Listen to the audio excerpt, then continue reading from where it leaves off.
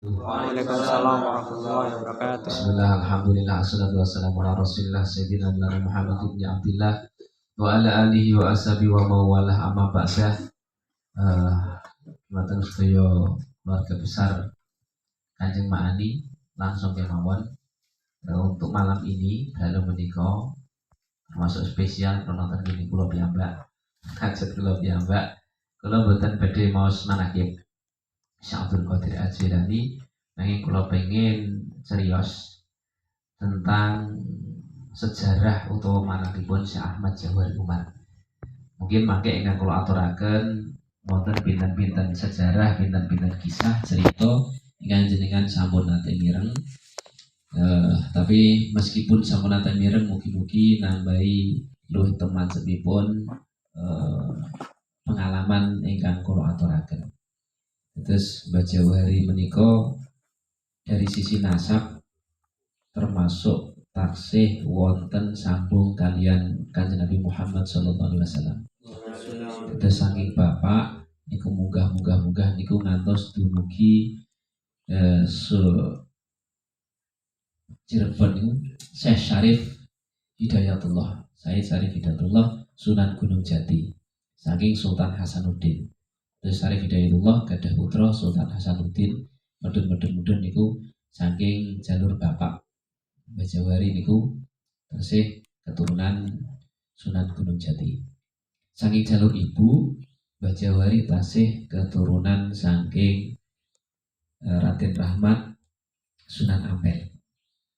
Terus dari bapak maupun dari ibu Mbah Jawahari niku tesih keturunanipun dzurriyyahipun Kanjeng Nabi Muhammad sallallahu alaihi wasallam. Meskipun cara saiki usume Habib ya mboten termasuk Habib.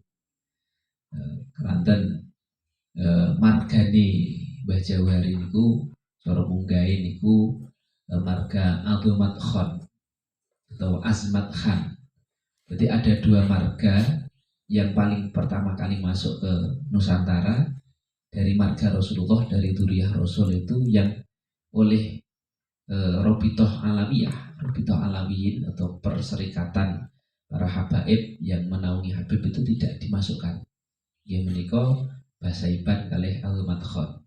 Dan itu adalah keturunan Nabi yang masuk paling awal di Nusantara, yang akhirnya beliau mau menikah dengan orang-orang Nusantara, dengan orang-orang kerajaan.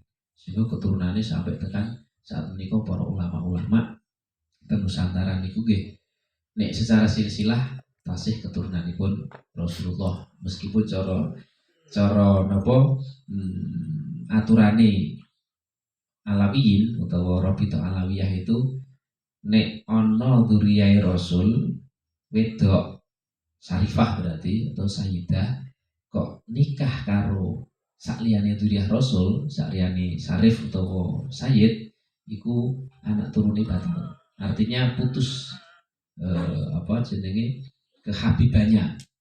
Ora dadi Habib, ora diundang Habib. Itu aturan dari Alawiyin, dari Rabithah Alawiyah. Tapi kan tetap meskipun aturan itu seperti itu, kita meyakini bahwa tetap ono darah Rasulullah yang mengalir. Dan itu adalah saat ini di Nusantara itu ya kiai-kiai sing jogo Nusantara, jogo Jawa itu adalah beliau-beliau yang masih keturunan Rasulullah tapi sudah bercampur dengan orang Nusantara. Dan Mbah Jawahari termasuk salah satu dari itu. Beliau lahirnya itu pada tanggal 17 Agustus 45 jam 2 malam. Terus jam kalih dalu niku lahir, isuke niku Indonesia merdeka. Niku Mbah Jawahari. Isuke niku proklamasi.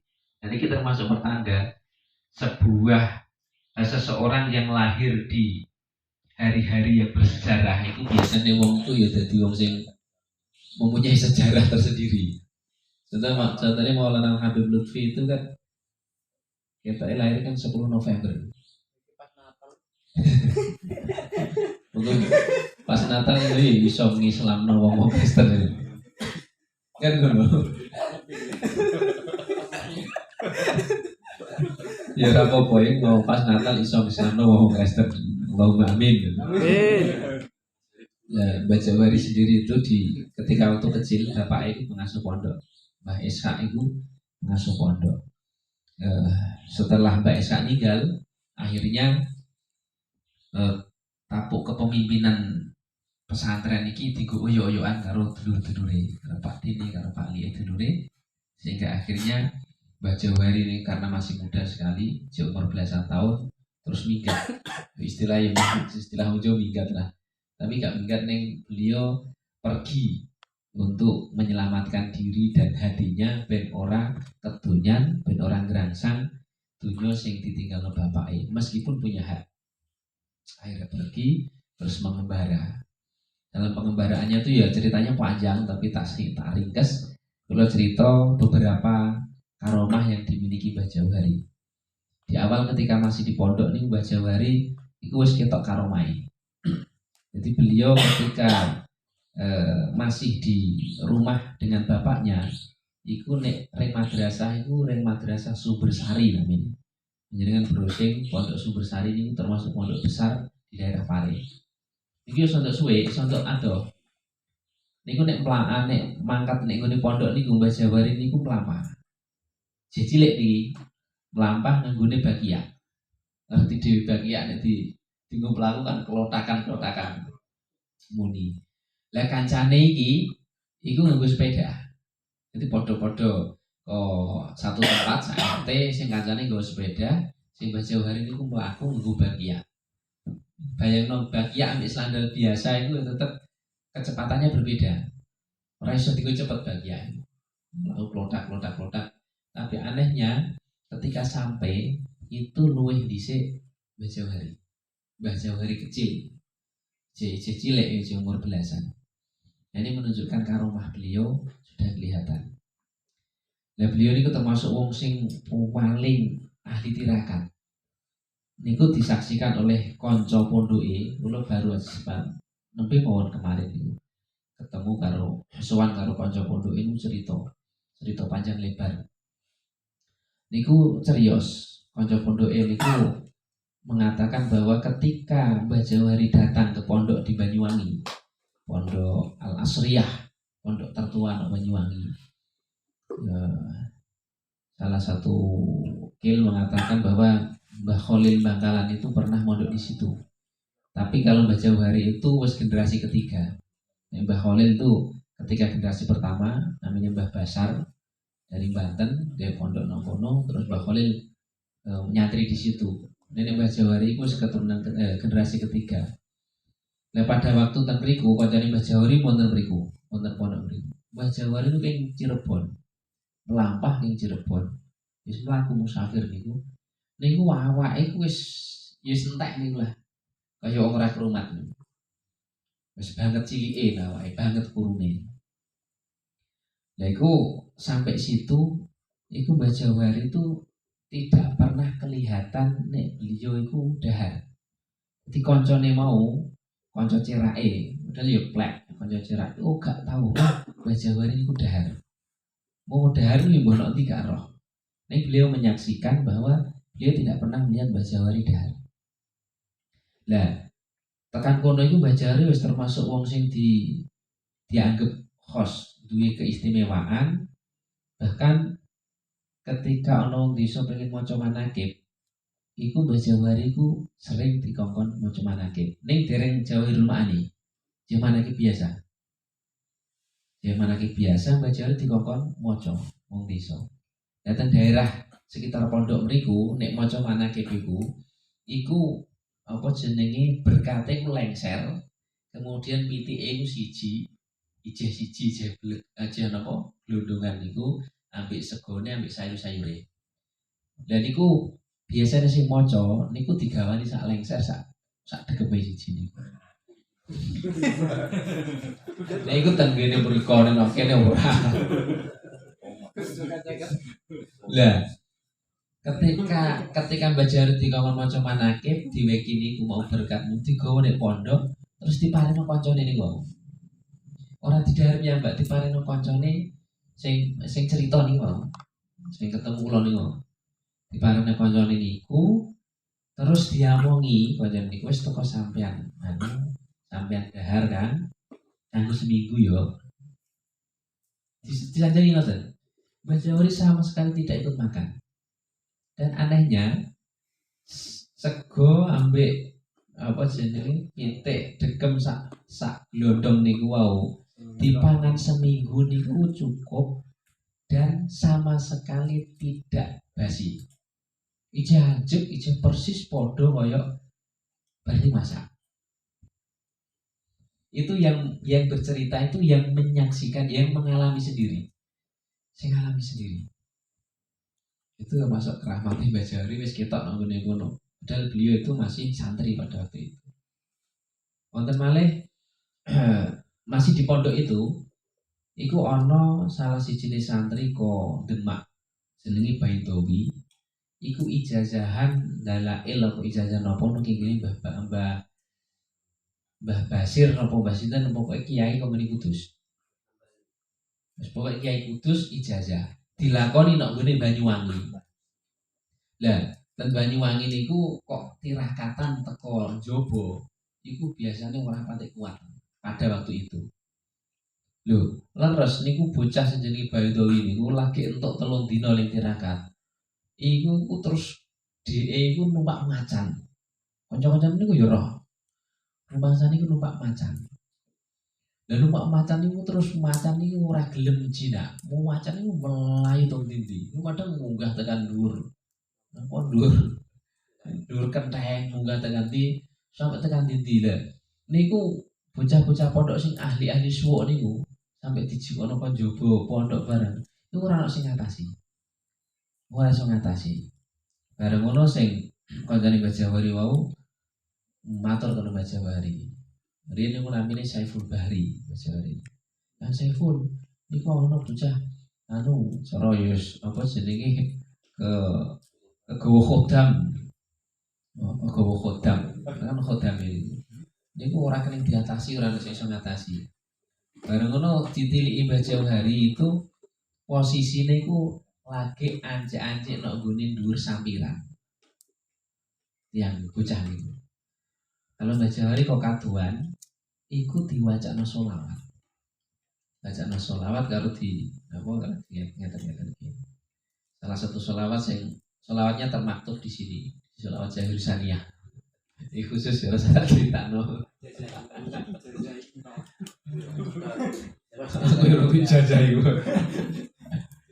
Setelah itu akhirnya terus bocah itu langsung terus tuibu terus langsung tersungkur akhirnya terus lemas akhirnya terus iso jinak. Iku bejalan. Jadi sholawat kanggo jinak bojo iki ya iso. Sing name 11-an ora oleh bojone tak jajahi. Jinat ora oleh. Waduh iki kemanten antuk ke bojo. Itu. Terus ada juga masih di pondok itu. Masih di pondok itu ada juga beliau Mbah Jawari itu satu ketika kiai ini sampai tindak lah Mbah Jawari pada waktu itu posisinya itu ije santri junior lah. Cara urung dadi pengurus, urung dadi penggede. Lah, kiai ini kan wis wasis. Jadi kiai ini ada tindakan beberapa hari, akhirnya Mbah Jawari itu dipanggil. Aku ki apel lunga sambang anak, ring sarang waktu itu. Anakku pirang-pirang sasi ora mulai ora tak sambangi apa tak sambangi. Tulung ya, engko nek bar subuh maca tafsir gandani aku ken badani Mbah Yai ini. Dan Mbah Yai yo betul ada kitab kula. Iki kok ana perpustakaan jiko sing anyar apa sing lawas ana karek milih. Wong aja niku dawuh iku dawuhe guru akhirnya dilakoni. Badani lah ana pengurus keamanan itu jenis Sofyan Kombitar. Iku merasa tersinggung. Aku sing dadi santri senior sing wis tuwa nek kene ora dipasrahi Mbah Yai kok iku bocah lagi kok dikon badani Mbah Yai. Wah, iki ora bener iki. harus dibully bocah iki kan. Nek dibully itu ya berbahaya itu. Pak Yai itu anak wedok ya. Ya kan ngono. Akhirnya terus setelah beberapa kali beberapa hari madani Mbah Yai, terus Mbah Jawa itu kapimpan anak kita ning perpustakaan difitnah nek Mbah Jawa iku penjigo duit utawa nyolong duit. Di luar kamar itu nyolong duit. Wah, terus fitnah itu diviralkan oleh oknum-oknum yang bersangkutan itu. Akhirnya Mbah Jawari terus ya diusir karo masyarakat pondok, warga pondok, karena ya apa jenenge fitnah tadi itu, hoax tadi itu berhasil memakan warga pondok. Akhirnya Mbah Jawari dengan diam, tidak membela, tidak melakukan pembelaan, keluar dari pondok, metu lunga. Loh, gak selang 1-2 hari sing jenenge Sofyan niku wau iku edan. Terus terus hilang akal ini. Mbah Jawari itu termasuk keramate itu ya memang mualati, dan itu turun temurun ke putra-putranya dan ke santrinya, bahkan ke pengamal manakib. Ya sampai tidak percaya temenanan ngamal manakib, ngono ana wong sing ora seneng dicoba dengan leono sing musuh jenengan, padahal jenengan itu tidak melakukan kesalahan, sing ikhlas. Menjenengan delok ae. Mereka lihat kira-kira apa yang terjadi, tidak kuat. Itu banyak terjadi. Jadi nek umpamane kok jenengan kok malati, iku menawa untuk keramatnya manakib, keramatnya Mbah Jawari. Nek ora malati ya mungkin urung sik mlebu. Keramatnya itu urung sik mlebu. Itu salah satu keramatnya Mbah Jawari seperti itu. Dan banyak sekali sehingga musuh-musuhnya orang-orang yang memusuhi beliau baik di Kediri, di Banyuwangi, bahkan di Pasuruan itu ora ono sing uripe iku kok terus kepenak, bahkan matine iku mayoritas suul khotimah. Ya ono sing ditabrak truk, ono sing dibacoki wangi dhewe, ono sing disantet kancane dhewe. Wis pokoke matine secara zahir nggih, secara zahir niku elek kabeh. Musuh-musuh Mbah Jawari. Ya bila kula jenengan yo meskipun Mbah Jawari keramat kaya ngene iku ya aja terus mentang-mentang tapi ya. Wah, itu musuhku ya. Jangan mentang-mentang. Karena ketika kita semakin ikhlas, itu keramatnya semakin ketok. Ini biasa saja, dan memang keramat sebesar itu yo apa jenis cobane ya ora trimo sithik. Cobane ora trimo sithik, Mbah Jawari itu luar biasa cobane. Nah, makanya harus kudu hati-hati. Manakib itu kudu hati-hati. Wis pokoke. Makanya di awalan di sini nih, di kitab ini kan oleh ngamalake manakib menika bisa taqwallah, dan syarat kita selalu berusaha untuk bertakwa. Karena orang iso dienggo sembrono manakib niki. Ya yen wis ketemu jalure, ketemu dalane iku ora iso dienggo sembrono, terus yo kudune hati-hati. Nek ora hati-hati kedadi wong fasik. Makanya ya tetap harus selalu ngaji, dan yang terpenting ben sekiranya awak dhewe ora melenceng, itu kita harus nyambung dengan para masyayikh, dengan Mbah Jawari, dengan para keturunannya, sehingga kita selalu terpantau oleh beliau. Karena Mbah Jawari tidak akan pernah meninggalkan santri-santrinya yang selalu ingat dan selalu nyambung silaturahim, nyambung sanad kepada Mbah Jawari. Sampai wasiat beliau yang ditulis di makam itu, jangan boleh digantung itu kan, Mbah Jawari memberi garansi para murid, para muhibin sing duwe permasalahan duniawi dan ukhrawi iku nek ngamalno manakib atau amalan-amalan teko pondok Darussalam kok urung hasil, ya sering-seringo sowan nek gune makom, sowan nek pondok tawasul teng mriku. Insyaallah ya nang hasil. Tapi nek wis dilakoni ora pasal hasil, bukan berarti ora hasil, tapi waktunya saja yang belum tepat, yang belum baik. Karena nek jenengan ora sabar, iso wae jenengan itu untuk coba sing luwih gede. Karena tidak ada sesuatu yang kita dapatkan dengan gratis. Nek sampean pengen cepet iso, saya bisa memfasilitasi. Tapi nek coba nih sampean gak kuat yo bohong tanggung sendiri. Makanya ya hati-hatilah ya alon-alon sing sabar proses karena istiqomah itu akan menarik karomah dan ketika kita sudah bisa istiqomah kita akan karomah. Itu yang terpenting. Saya kira itu beberapa cerita dari Mbah Jauhari yang mungkin nanti kalau pengen tanya-tanya ini saya buka sesi pertanyaan nih khusus ya tadi kalau Mbah Jauhari kalau saya bisa jawab kalau jawab ya gak iso kok tak titik pertanyaan saya akan mencari tahu karena saat ini saya dipasrai oleh beliau putra Mbah Jauhari Pak Yai Sultan untuk menyusun manakib Syekh Ahmad Jauhari Umar dimana manakib itu untuk yang menceritakan supaya ikilah yang nyeritakno sejarah Mbah Jauhari dan karomah-karomahnya sehingga alhamdulillah saya dapat kesempatan bertemu dengan banyak orang yang orang-orang itu tahu sejarah kehidupan Mbah Jauhari termasuk karomah-karomahnya.